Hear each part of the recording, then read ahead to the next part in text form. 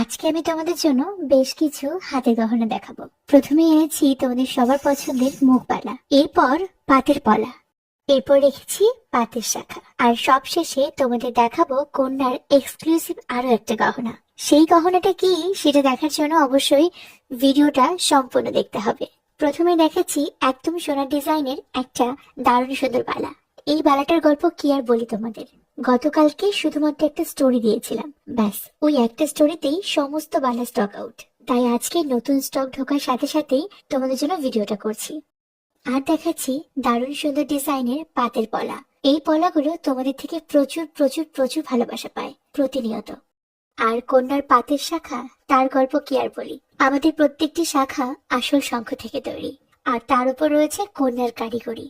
রয়েছে অপূর্ব সুন্দর পাতের উপর ছিলা নকশা করা, যা দেখতে হুবহু সোনার গহনার মতন। শাখা বলো বা পলা, পলা